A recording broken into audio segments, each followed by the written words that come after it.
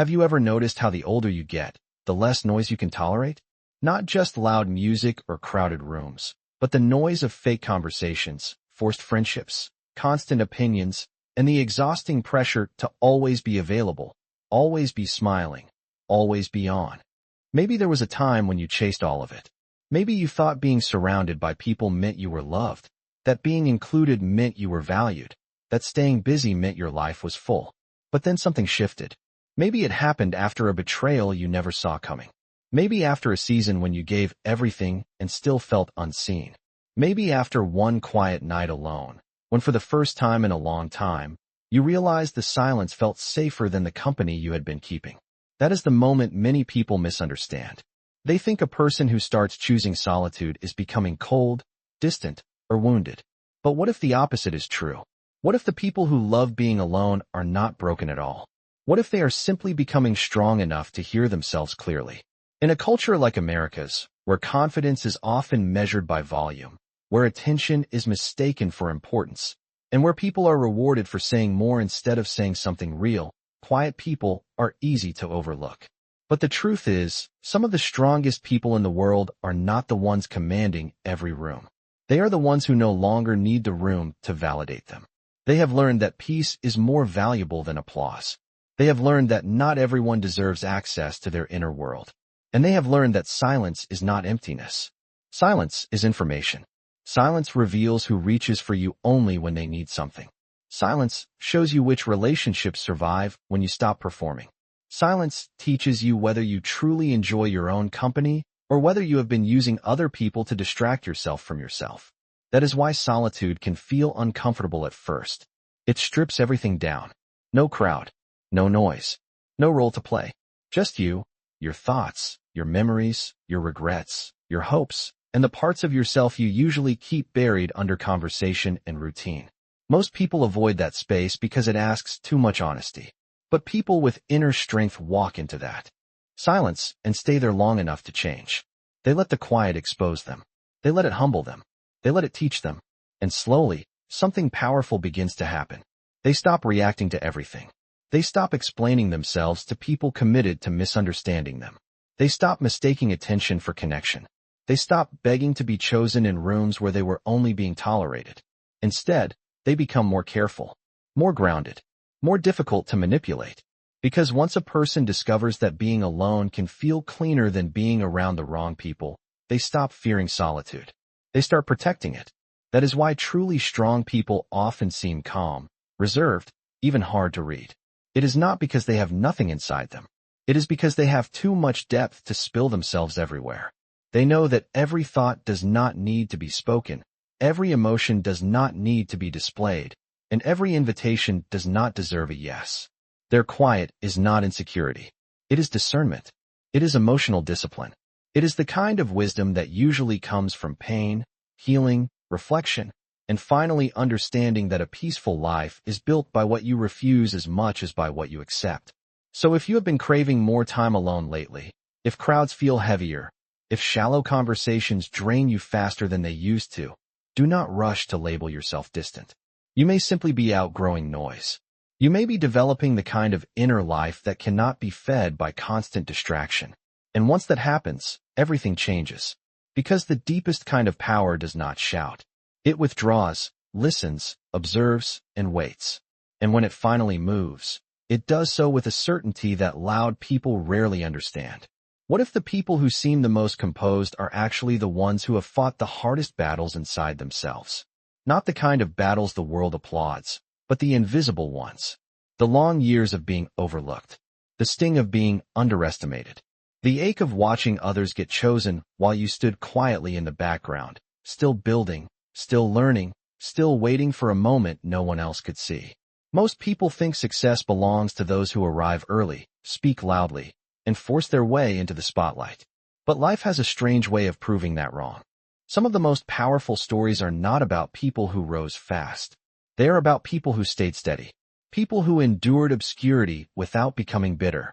People who were willing to be misunderstood for years while preparing for a moment that would only make sense later. There is something deeply American about admiring the breakout moment, the overnight success, the comeback story. But what we rarely talk about is the silent stretch before the breakthrough. The years when nothing looks impressive from the outside. The season when a person appears ordinary, maybe even unsuccessful, while something much deeper is taking shape underneath. That is where real strength is formed. Not in applause, but in obscurity. Not in recognition, but in preparation. The hardest part of delayed success is not the delay itself. It is the temptation to doubt your own worth, while everyone else seems to be moving ahead. It is the pressure to chase quick validation just to feel like your life is going somewhere. It is the humiliation of being seen as average when you know there is more in you, even if you cannot prove it yet. Most people cannot handle that stage for long. They get restless. They start performing. They trade depth for attention. They would rather be seen too early than built in private. But the people with real inner power do something different. They keep going. They let time test them. They let loneliness sharpen them. They let disappointment mature them instead of poison them. And slowly, while the world sees nothing special, they are becoming dangerous in the best possible way. Disciplined, focused, patient, and impossible to shake. There is a kind of wisdom that only comes from waiting without quitting. It teaches you that not every closed door is rejection. Sometimes it is protection. Sometimes it is training. Sometimes life is forcing you to become the kind of person who can actually carry what you keep asking for. Because getting the opportunity too soon can ruin you just as easily as never getting it at all. That is why some people bloom late. Not because they lack talent, but because their character needed more time than their ambition wanted to allow. And once you understand that, your whole relationship with timing begins to change. You stop envying people whose story is on a different clock. You stop panicking when progress feels invisible. You stop mistaking delay for defeat. Instead, you begin to ask a better question. Who am I becoming while I wait? That question changes everything. Because success that comes before maturity often creates arrogance, but success that comes after struggle creates gravity. It creates a person who knows how to handle pressure, how to stay humble, how to recognize opportunity when it finally shows up at the front door. And when that moment comes, it is never as random as it looks. To outsiders, it seems sudden. To the person who lived it, it is the result of every lonely day, every quiet lesson, every invisible mile they walked when nobody was cheering. That is why the strongest people are often the calmest when their chance finally arrives. They are not surprised by responsibility. They have already carried heavier things in silence. They are not intoxicated by recognition. They know how temporary praise can be. They are not desperate to prove themselves. They have already survived the much harder task of believing in themselves before there was any evidence. So if your life feels slower than you hoped, if your gifts feel hidden, if your growth has been happening in rooms no one else notices, do not assume you are behind. Some of the most meaningful lives are built that way. Quietly, gradually, without spectacle. And when the right moment arrives, all those unseen years suddenly reveal what they were doing. Not wasting your time, but preparing your wait. And once you understand that, you stop fearing the wait and start respecting the person it is making you become. Have you ever reached a point where work stopped feeling like just a paycheck and started feeling like a mirror? Not a flattering mirror, either. The kind that shows your patience, your ego, your discipline, your excuses, and the parts of you no one else sees when things get repetitive, frustrating, or boring. Most people grow up believing work is just something you do to pay bills, survive, maybe build a decent life. And yes, that is part of it. In America especially, work is often measured in promotions, salary bumps, job titles, square footage, and the kind of car sitting in the driveway. But what if the real value of work goes deeper than that? What if your job is not only building your life on the outside, but shaping your character on the inside every single day? That is the part people miss. Because almost anyone can stay motivated when something is exciting. Almost anyone can be disciplined for a week, polished in an interview, inspired at the beginning of a new opportunity. But the truth of a person shows up in the ordinary. In the Tuesday morning no one posts about. In the shift that feels invisible. In the task that seems too small to matter. In the moment when no one is watching and you still choose to do it well. That is where a person is quietly being formed. Not in dramatic milestones, but in repeated effort. Not in the spotlight, but in routine. There is a reason so many people feel restless in their work. It is not always because they are in the wrong place. Sometimes it is because they are still waiting for meaning to arrive from the outside. while meaning is actually created by the way they show up. When you do your work carelessly, resentfully, half-present, that attitude does not just affect the outcome. It shapes you. It teaches your mind to cut corners. It trains your heart to disconnect. It turns your standards into something flexible and your integrity into something optional. But when you approach even simple work with attention, steadiness, and respect, something else happens. You begin to trust yourself. You become the kind of person who can carry responsibility without needing applause. You stop seeing effort as punishment and start seeing it as refinement. That shift changes everything. Because eventually, the work in front of you becomes less important than the person you are becoming while doing it. Think about how many lives are quietly shaped by habits nobody notices. The contractor who knows no one will ever see the beams behind the drywall, but measures twice anyway. The nurse at the end of a 12-hour shift who still softens her voice before entering one more room. The server who treats a tired family with patience instead of irritation. The mechanic who fixes what is needed instead of charging for what he can get away with. These are not just job skills. These are moral decisions. And over time, those decisions become identity. That is why careless work is never really contained to the workplace. It spills over. A person who keeps lowering the bar in one area often starts lowering it everywhere. In their promises, in their relationships, in the way they speak, in the way they carry themselves. Because how you do one thing may not be everything, but it teaches you how to do many things. And the opposite is true too. Excellence, even quiet excellence, has a way of strengthening the soul. It builds patience, humility, precision, emotional control. It teaches you to keep your word, to finish what you start, to respect process even when the reward feels far away. That kind of character is not flashy, but it is rare. And rare people become trustworthy. The world is full of talented people who burn hot and fade fast. But the people who build meaningful lives are often the ones who treat work as more than a transaction. They treat it like training. Training in consistency. Training in restraint. Training in becoming someone solid enough to stand on when life gets hard. So if your work feels repetitive right now, if it feels too small, too humble, too unseen, do not dismiss what it may be building in you. The task itself may not define your future, but the way you meet it absolutely will. Because long before work rewards you with results, it reveals your character. And once you understand that, even the most ordinary day starts to carry a different kind of weight. Have you ever watched someone ruin a good thing not because they were untalented, but because they quietly started believing they were above correction? It rarely happens all at once. Pride does not usually arrive like a thunderstorm. It seeps in like a slow leak. A little more certainty, a little less listening, a little more enjoyment in being admired than in being honest. At first, it can even look like confidence. It can sound like self-respect. It can dress itself up as standards, ambition, or strong opinions. But underneath, something dangerous is growing. The belief that your strengths make you untouchable, your success makes you superior, and your perspective no longer needs to be challenged. That is where the damage begins. Because arrogance does not just distort how you see others. It distorts how you see yourself. And the moment a person stops seeing themselves clearly, they begin walking toward failure with full confidence they are heading the right way. That is what makes pride so deceptive. Other flaws often feel ugly while you are doing them. Arrogance can feel powerful. It can make you feel taller, sharper, more important than everyone else in the room. But that feeling comes at a cost. It slowly cuts you off from wisdom. Because wisdom usually arrives through correction, humility, and the willingness to admit you do not know everything. The arrogant person resists all three. They stop asking questions. They stop receiving feedback. They stop noticing the quiet strength in people they once would have overlooked. And little by little, they trap themselves inside a world where only their own voice sounds trustworthy.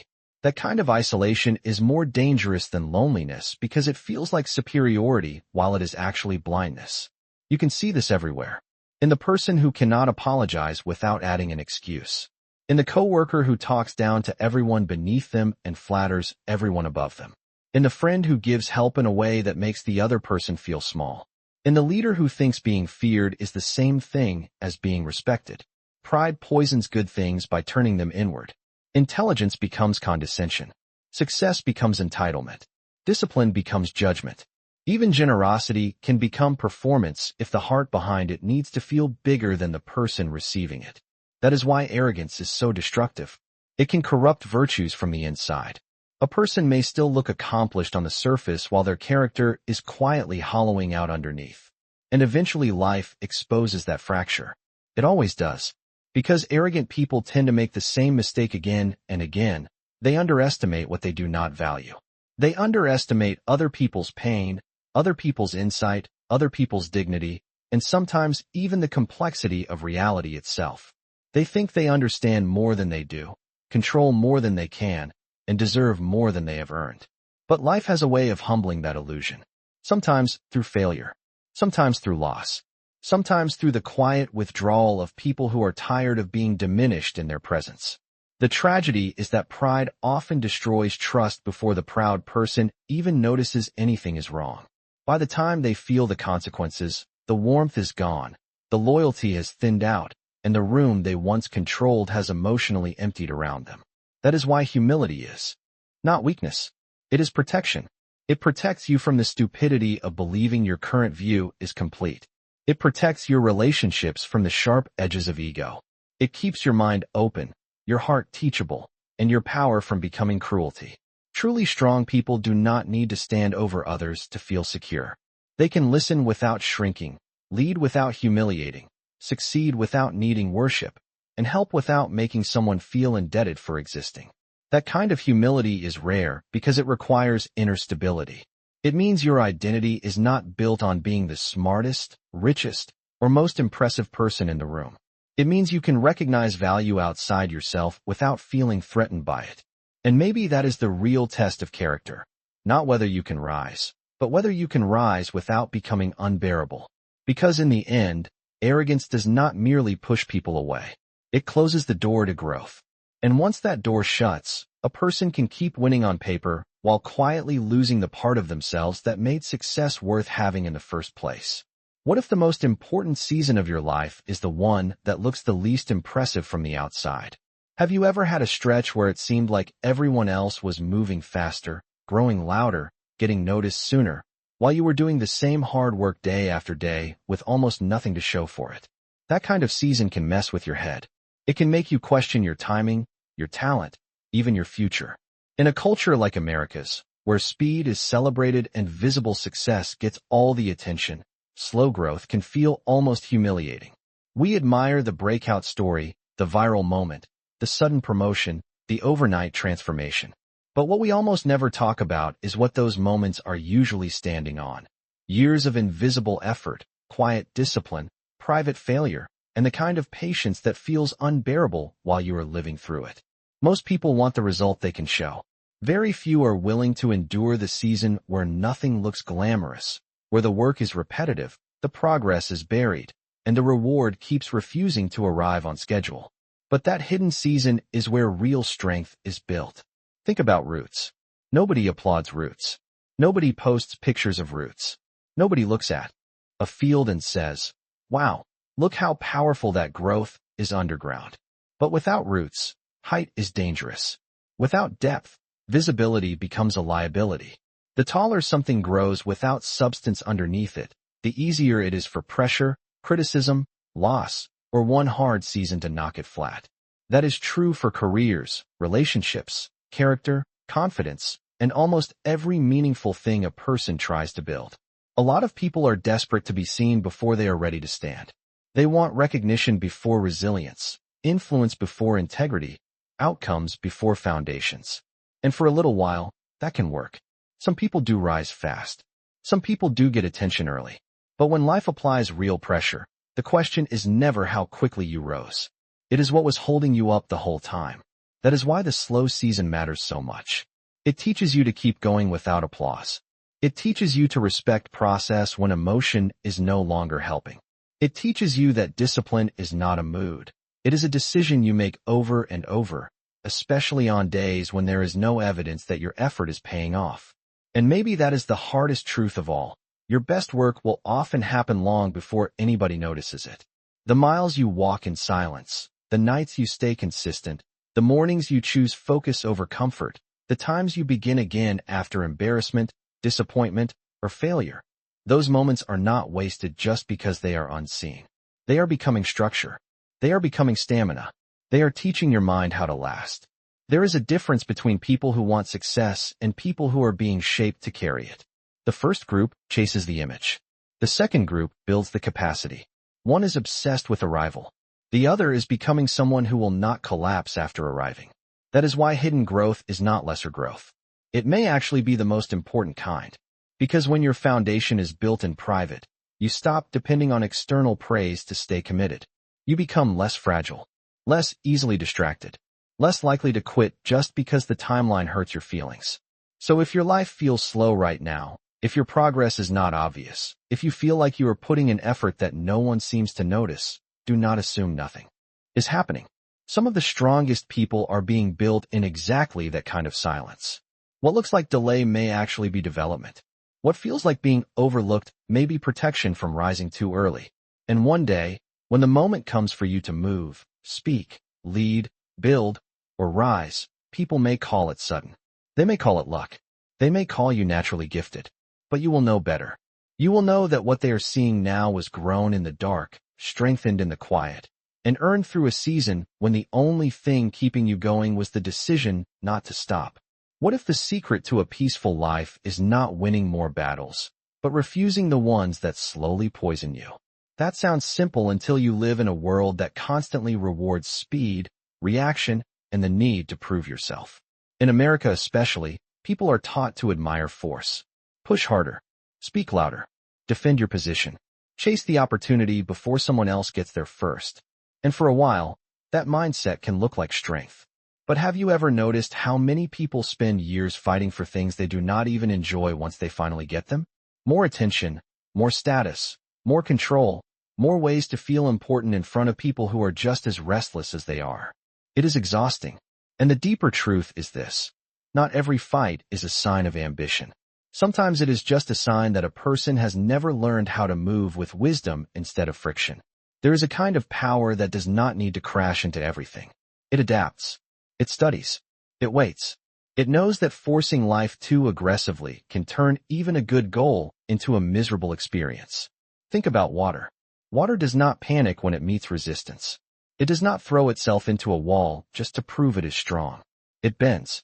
It flows around what it cannot move today. It keeps its direction without losing its nature.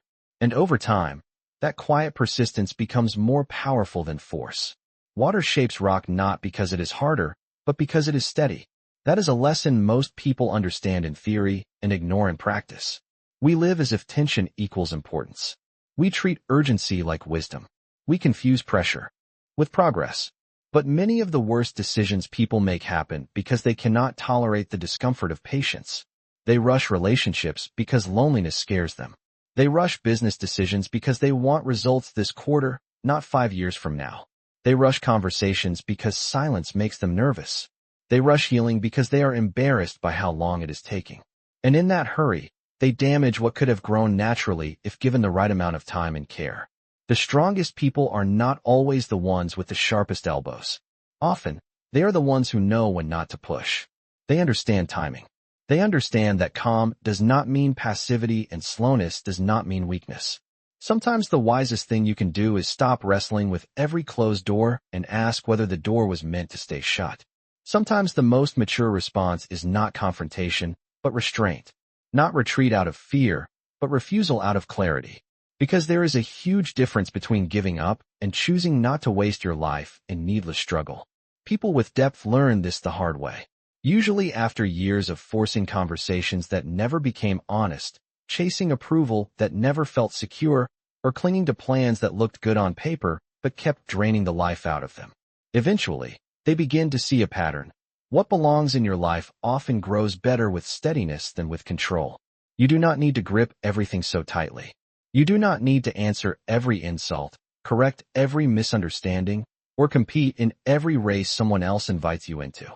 A river does not stop being powerful because it is quiet. It becomes powerful because it is consistent. That is why peace is not built through constant resistance. It is built through wise alignment, through knowing when to move, when to pause, when to yield, and when to let time do what force never could. A person who lives this way becomes harder to disturb. Their confidence is no longer based on immediate outcomes. Their identity is not shattered every time life refuses to obey their schedule. They can stay soft without becoming weak, and firm without becoming harsh. That kind of balance is rare because it requires self-mastery. It requires enough inner security to stop treating every inconvenience like a personal threat. So, if your life feels stuck right now, maybe the answer is not more force. Maybe it is more clarity, more patience, more willingness to stop shoving against things that keep closing in your face. Because sometimes the path forward does not open for the person who fights the hardest. Sometimes it opens for the person who finally learns how to move like water, flexible, grounded, unafraid of delay, and powerful enough to reach the ocean without having to win every inch of the way. Have you ever noticed that two people can walk through the exact same storm and come out telling completely different stories about what happened? One says life was unfair, unbearable, proof that nothing ever works out. The other says it was painful, yes, but clarifying, necessary, even transformative. Same rain, same wind, same world, different mind. And that may be one of the hardest truths to accept. A huge part of the life you experience is not just what happens to you, but what your inner world does with what happens. Most people spend years trying to rearrange the outside of their lives so they can finally feel peace on the inside. Better job, better relationship, better house, better timing, better luck. And of course, external things matter. Bills are real. Loss is real. Stress is real. But have you ever met someone who had everything people chase and still felt miserable to be around? And have you ever met someone with a modest life, an ordinary apartment, maybe an old car in the driveway, maybe a lot of scars no one sees, and yet somehow they carry a steadiness that makes you feel calm just standing next to them? That difference is not accidental. It comes from what they have trained their mind to feed on. A restless mind can turn abundance into dissatisfaction. A peaceful mind can turn an ordinary day into something quietly beautiful. That is why inner life matters so much. Because if your peace depends on every circumstance cooperating, then your peace will always be fragile. It will break every time life gets late, messy, unfair, or unpredictable. And life will do all of those things. Again and again. The people who grow strong are not the ones who escape discomfort forever. They are the ones who stop handing their emotional keys to every passing situation. They learn to pause before reacting. They learn that not every feeling is a command. They learn that the mind, if left undisciplined, will turn one disappointment into a whole identity. One rejection becomes, I'm not enough. One delay becomes, my life is falling behind. One hard season becomes, nothing good ever stays. But those stories are not reality. They are interpretations. And interpretations can be challenged. That is where freedom begins. Not when life suddenly becomes easy, but when you stop letting every inconvenience decide who you are. There is a quiet maturity that comes when a person realizes they cannot control every event, but they can shape the spirit in which they meet those events. That changes everything. It changes how you deal with conflict, because you stop treating every disagreement like a threat to your worth. It changes how you deal with success, because you stop needing outer wins to prove you matter. It changes how you deal with loneliness, because you stop assuming an empty room means an empty life. It changes how you deal with pain, because even while you are hurting, you stop adding shame, panic, and self-abandonment on top of the wound itself. A lot of suffering comes from life, but a surprising amount comes from the stories we tell ourselves while life is unfolding. And the mind is persuasive. It can convince you that you are trapped when you are actually in transition. It can convince you that you are forgotten when you are simply being rerouted. It can convince you that everyone else is ahead when you are measuring your private journey against someone else's public highlight reel. That is why protecting your inner life is not some soft luxury. It is survival. It is discipline. It is how you keep the world from colonizing your peace. So if you have been waiting for perfect conditions before allowing yourself to feel grateful, calm, or whole, consider this. Maybe peace does not arrive when everything outside lines up. Maybe it begins the moment you stop asking the world to carry a job only your inner life can do. Because once your mind learns how to stand still without collapsing, how to see clearly without spiraling, and how to remain open without becoming dependent on outcomes, life may still be hard, but it will no longer own you in the same way. And that is when the world outside starts to feel different, not because it changed first, but because you did. Have you ever been in a conversation where someone cut in before you could finish your sentence? And in that tiny moment, you felt something shift? Not just annoyance. Something deeper. A sense that you were no longer being heard, only managed. No longer being understood, only rushed past. It is strange how quickly trust can shrink in moments like that. Because being interrupted is rarely just about words. It is about dignity. It is about whether your thoughts are being received as something valuable or treated like background noise in someone else's performance. And that is what many people fail to understand. The constant need to prove you are the quickest, smartest, most insightful person in the room does not make you powerful. It makes people feel unseen around you. In a culture that rewards speed, sharp comebacks, and always having something to say, listening has become almost rebellious. In America, people are often praised for being assertive, for taking the floor, for sounding confident without hesitation. But there is a difference between confidence and conversational hunger. One is grounded. The other is restless. One comes from security. The other often comes from a fear of being overlooked. That is why some people interrupt so often.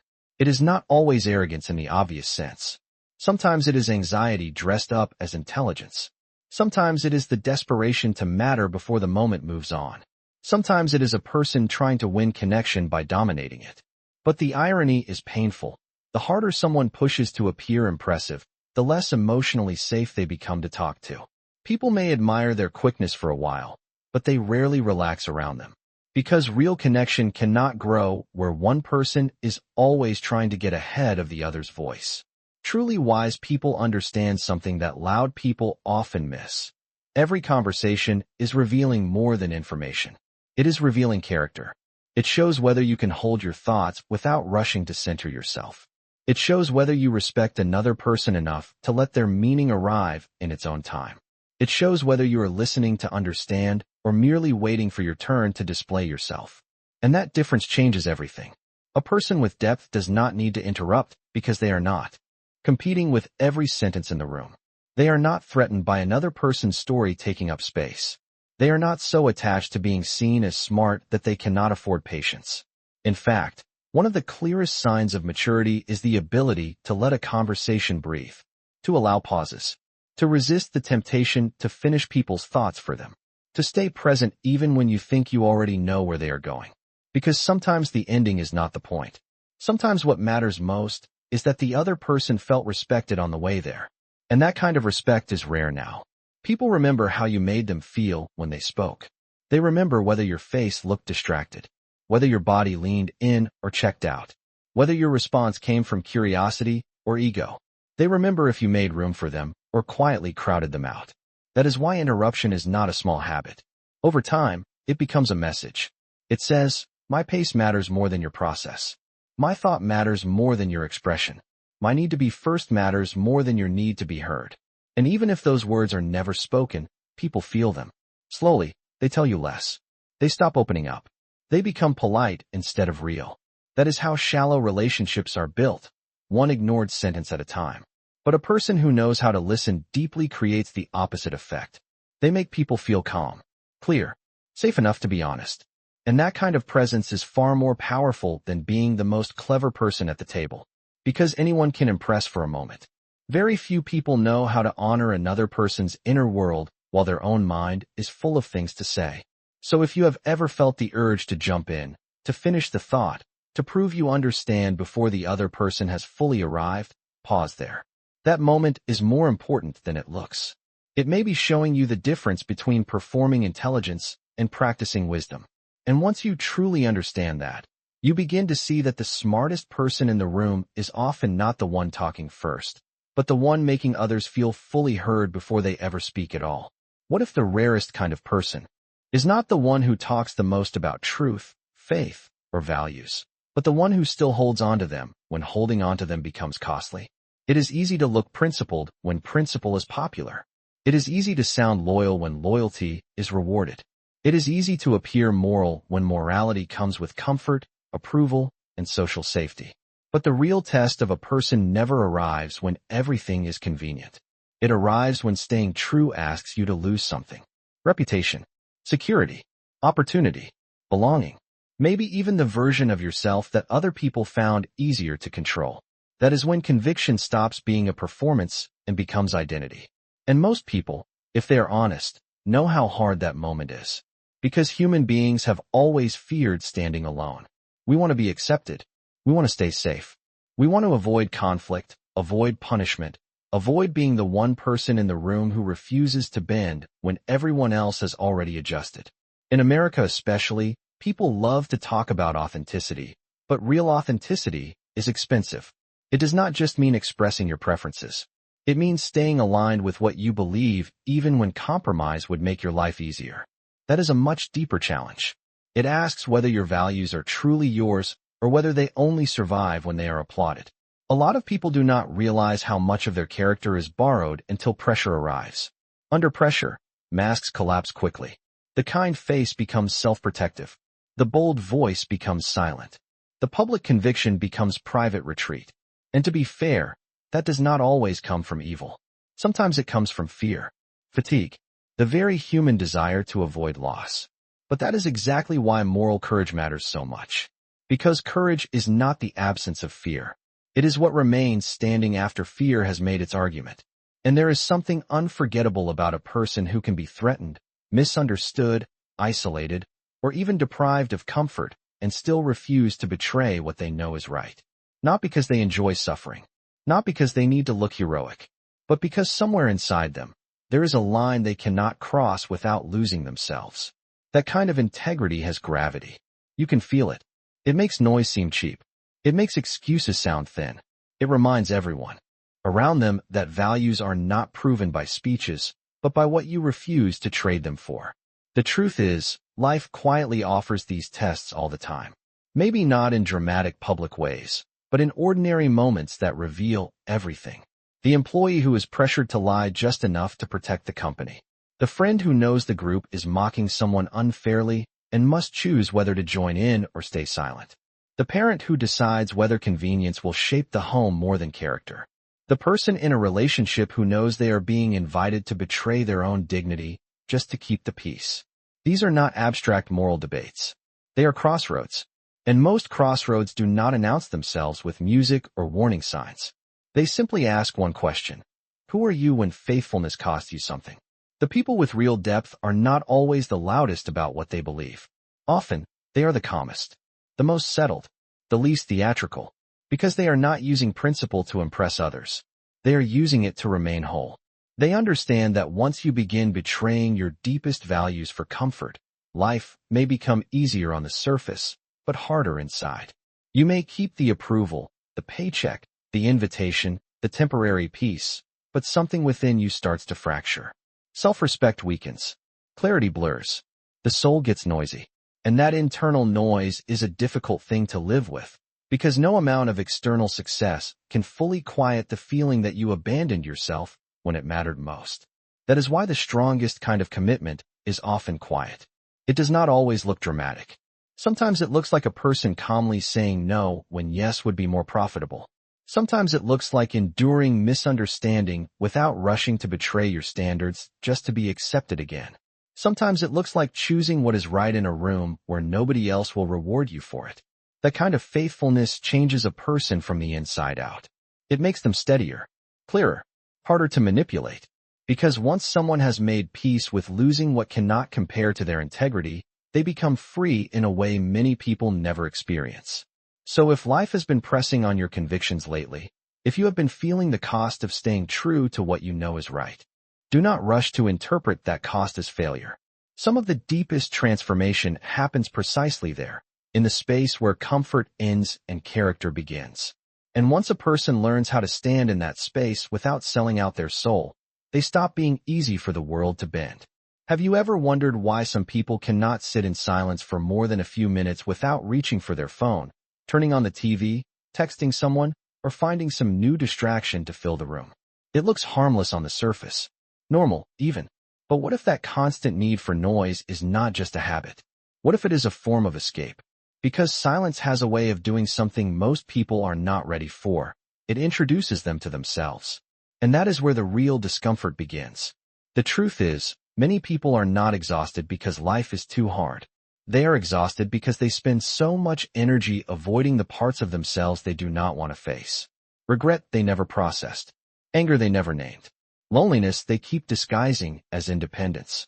Fear they keep dressing up as ambition. They stay busy, stay social, stay entertained, stay overstimulated, because stillness threatens to uncover what all that movement has been hiding. That is why quiet unsettles people who have built their whole identity around distraction. In America especially, where productivity is often confused with worth and busyness is treated like proof that your life matters, people are constantly taught to fill every empty space.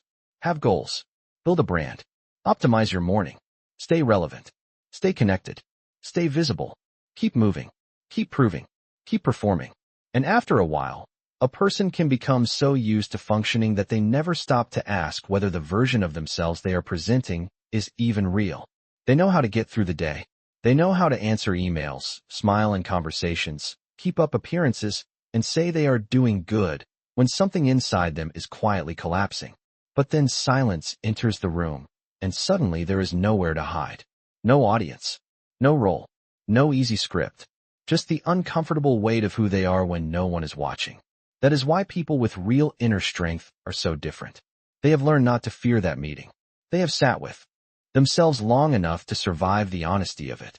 They know what it feels like to have old memories rise up uninvited, to feel grief without numbing it, to question their own motives, to admit where they were wrong, to face the ache of unmet expectations, and to keep sitting there until clarity starts replacing chaos. That kind of self-confrontation is not weakness. It is one of the bravest things a person can do, because it is much easier to stay distracted than to become truthful. It is easier to stay loud than to become clear. It is easier to collect attention than to build depth. But depth is where peace comes from. Real peace. Not the kind that depends on everyone liking you, texting you back, praising your work, or validating your choices. The kind that remains when the room empties. The kind that survives disappointment. The kind that lets you walk away from what no longer aligns with you without panicking that you have lost your value. Most people want confidence, but they do not realize confidence built on outside reaction is always unstable. One bad week, one rejection, one silence from the wrong person, and it starts to crack. But confidence built in solitude is different. It is quieter, less performative, more durable. It comes from having faced yourself without running. From learning that you can survive your own thoughts without drowning in them. From realizing you do not need to be constantly desired, constantly updated, constantly entertained to be whole. That is the twist most people miss. The reason strong people seem calm is not because life has been easy on them. It is because they have stopped negotiating with every emotion that tries to control them. They have built an inner life sturdy enough to hold truth without collapsing under it. And once that happens, the world loses some of its power to manipulate them. Approval matters less. Rejection hurts differently. Noise becomes easier to decline. They no longer confuse being wanted with being valued, or being busy with being alive. So if silence has felt unusually heavy for you lately, do not rush to escape it. Stay there a little longer. There may be something in that quiet you have been needing for years. Because sometimes the most important turning point in a person's life is not when they find more people, more success, or more momentum. Sometimes it is the moment they stop running from themselves long enough to discover that the peace they were chasing outside has been waiting for them in the silence all along. What if the reason some people speak so little is not because they have nothing to say, but because they have already learned how dangerous careless words can be? Think about that. Have you ever replayed a sentence in your head at 2 a.m., wishing you could take it back? A moment where one careless comment changed the energy in the room, damaged someone's trust, or exposed more of you than you ever meant to reveal. Most people underestimate the power of speech because words feel small when they leave our mouths. Quick, light, temporary. But their impact is often anything but temporary. A sentence can outlive an apology. A reckless opinion can permanently alter the way people see you. A cruel joke can stay in someone's memory for years. And perhaps the deepest truth of all is this. The more mature a person becomes, the more carefully they learn to use their voice. In a culture like America's, where everyone is encouraged to share instantly, react publicly, post constantly, and speak before thinking too hard, restraint can look almost unnatural. People are praised for being outspoken, unfiltered, brutally honest, emotionally transparent. And sometimes those things have value. But there is a huge difference between honesty and impulsiveness. A huge difference between being real and having no discipline. Not every thought deserves a microphone. Not every emotion should be trusted at full volume. And not every truth needs to be delivered the moment it enters your mind. People with real inner depth understand that speech is not just expression. It is responsibility. That is why they do not waste words. They know words can build a bridge or burn one down in under 10 seconds. They know a person who cannot control their tongue usually cannot fully control themselves. And they know silence, when chosen wisely, is not weakness. It is often strength under control. Some of the most destructive moments in life do not begin with violence, betrayal, or grand tragedy. They begin with something much smaller, a sentence spoken too soon, too sharply, too proudly, or too publicly. A relationship cools. A friendship fractures. A child remembers the tone more than the lesson. A team stops trusting the person who always has to say the cutting thing out loud. This is why wise people are careful, not because they are fake, but because they understand human hearts bruise more easily than human egos admit. To be thoughtful with words is not to suppress yourself. It is to respect the weight of what leaves you. There is also another layer people rarely talk about. Uncontrolled speech does not only wound others, it weakens the speaker. The more a person talks without reflection, the more they reveal their insecurity, their need for attention, their inability to sit with discomfort. They begin reacting instead of responding, performing instead of communicating. They speak to dominate, impress, defend, or relieve tension in themselves, rather than to clarify, connect, or heal. And over time, that kind of speech makes a person smaller, not bigger, because they become governed by impulse, by pride, by the craving to be heard before they have earned the right to be trusted. But a person who has learned to pause, to choose words with care, to let some thoughts pass without expression, develops a different kind of power. Their words begin to matter more because they use fewer of them.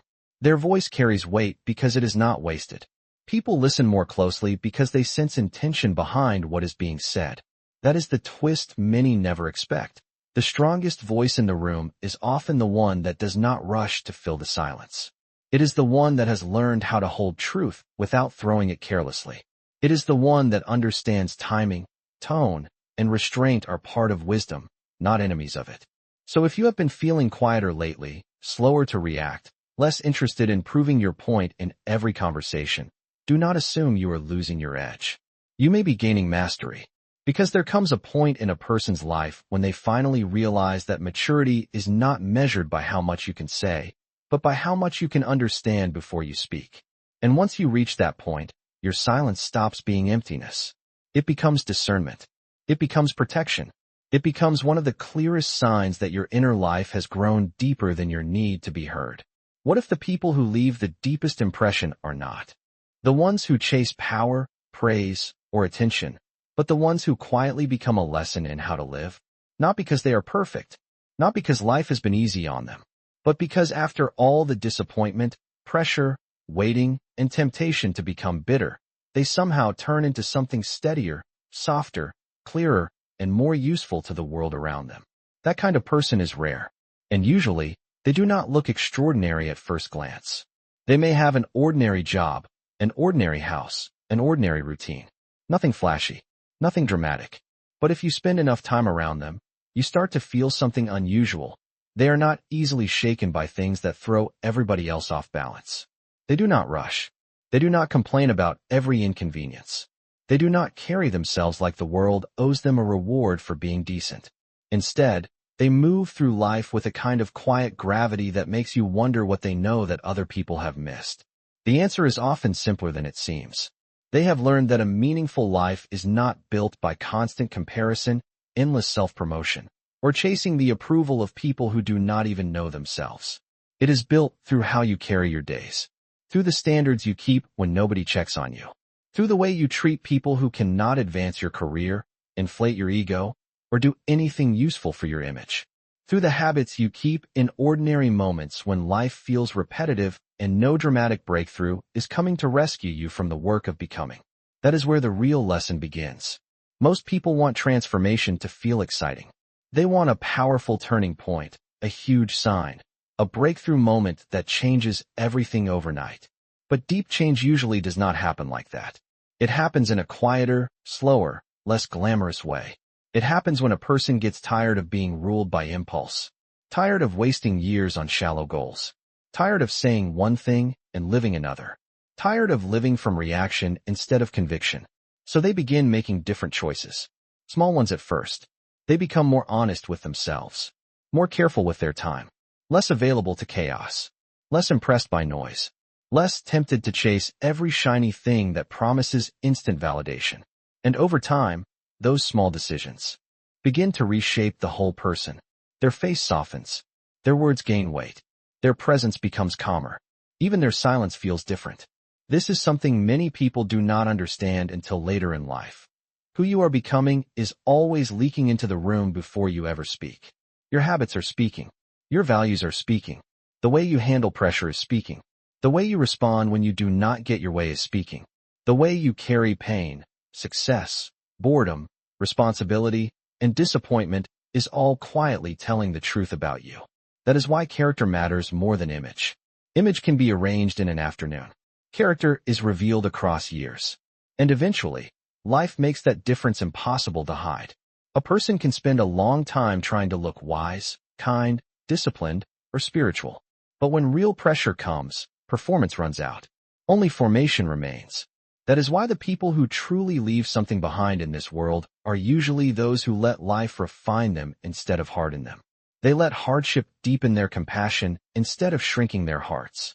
They let waiting teach patience instead of resentment. They let failure teach humility instead of shame. They let responsibility teach steadiness instead of control. And because of that, they become the kind of person others trust almost instinctively. Not because they are loud, not because they market themselves well, but because there is integrity in them. There is coherence. Their life makes sense as a whole. So if you have been wondering whether the small daily choices really matter, whether the inner work really changes anything, whether living quietly and faithfully in a noisy world still has meaning, the answer is yes, more than most people realize. Because in the end, the most powerful lesson you leave behind may not be a speech, a title, or a moment of applause. It may simply be the kind of person you became, and the quiet evidence you gave others that depth, peace, and goodness are still possible in a world addicted to performance. What if the deepest ending is not really an ending at all, but the moment a person finally understands why silence, restraint, patience, and inner strength matter more than anything the world can quickly give them? By the time someone reaches that point, they usually do not arrive there untouched. They have lived enough life to know that noise does not equal meaning, that attention does not equal love, that being surrounded by people does not always mean being understood, and that winning in the eyes of the world can still leave a person strangely empty inside. At first, most people spend years chasing what looks impressive from the outside.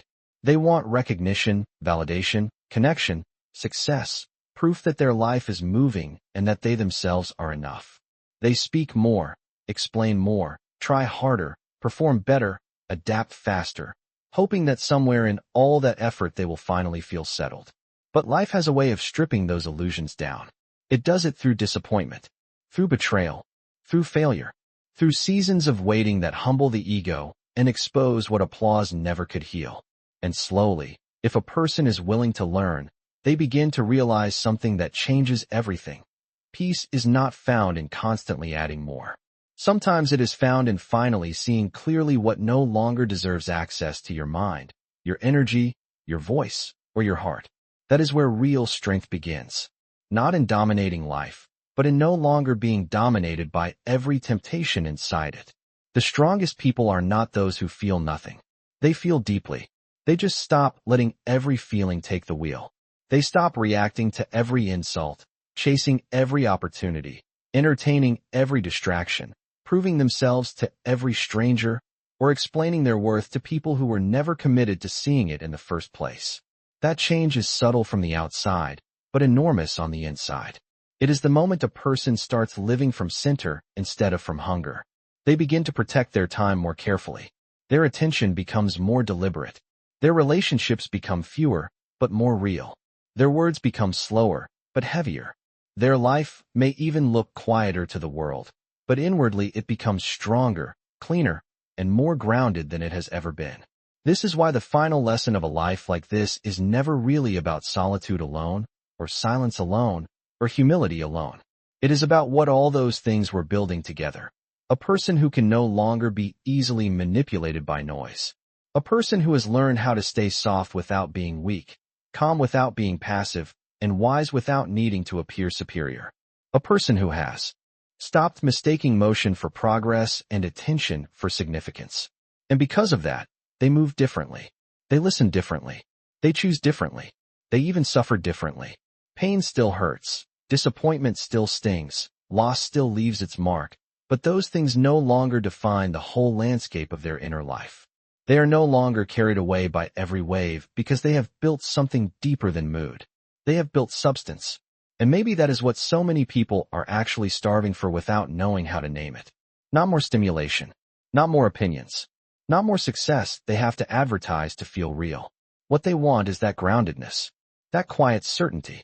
That sense that even if the world becomes chaotic, they do not have to become chaotic with it. Even if people misunderstand them, they do not have to betray themselves just to be accepted. Even if life delays them, they do not have to panic and start living beneath their values just to feel in control again. That kind of inner freedom is rare because it costs something. It costs illusions. It costs ego. It costs the addiction to constant validation. It costs the false comfort of fitting in everywhere. But once a person has paid that price, they gain something far greater, the ability to belong to themselves, to live with clarity, to choose peace on purpose, to walk through a loud world without becoming loud inside. And that may be the most powerful transformation of all. So if something in you has been changing lately, if you have been craving quiet more than attention, truth more than approval, depth more than entertainment, and peace more than performance, do not ignore it. You may be standing at the edge of a better life than the one you used to chase. Not easier, not flashier, but truer. And the reason this matters so much is because once a person discovers that kind of inner life, they can never fully go back to living on the surface again. Which raises the one question that lingers after everything else fades. If peace, strength, and clarity have been growing in silence this whole time, then what else becomes possible when a person finally stops living for the noise and begins living from the soul?